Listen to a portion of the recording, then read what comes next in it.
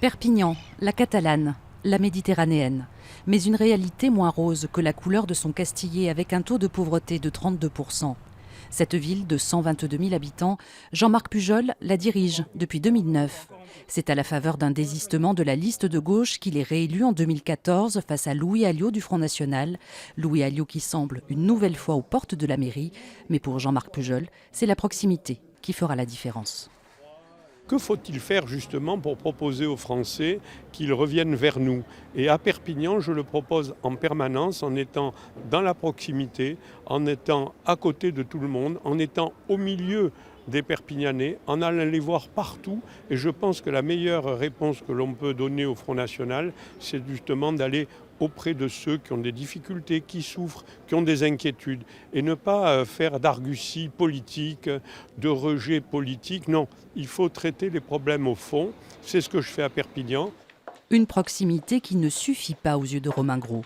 Pour le député La République En Marche, adjoint de Jean-Marc Pujol jusqu'en 2017, le précédent mandat a laissé Perpignan dans le marasme. La réalité, c'est qu'aujourd'hui, il y a de nombreux désaccords parce que notre ville va mal. Vous savez, un programme, ça doit être un ensemble cohérent de politiques publiques qui sont mises en œuvre pour redresser la ville. Il y a la propreté, il y a la sécurité, ce sont des éléments fondamentaux. Mais il y a aussi l'économie, parce que si on ne remet pas de l'emploi dans une ville qui souffre de 23% de chômage, on ne parviendra pas à grand-chose. Donc il faut remettre de l'emploi, il faut remettre de la propreté, il faut remettre de la sécurité.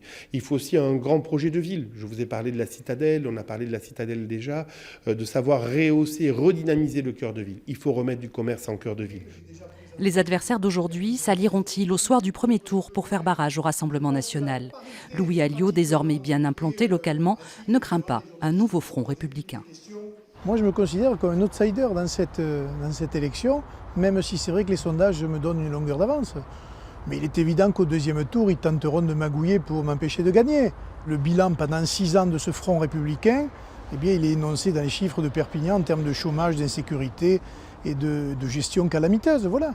Ces gens-là se sont donné la main pour sauver des places et des prébendes, et pendant 6 ans, ils n'en ont rien fait. Donc les Perpignanais ne sont pas des idiots, ils sauront, je pense, rétablir la situation et tourner une page.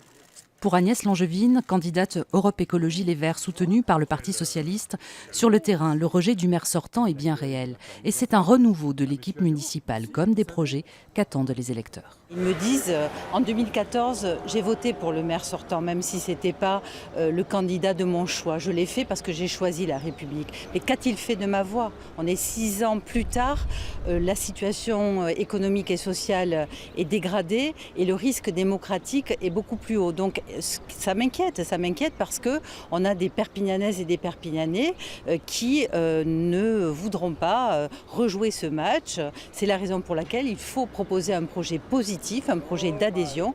La feuille de match est en tout cas connue pour le premier tour avec au total 9 candidats. Louis Alliot est annoncé en tête, crédité de 35% dans un récent sondage. C'est sans doute le deuxième sur la ligne d'arrivée qui mènera la danse du second tour.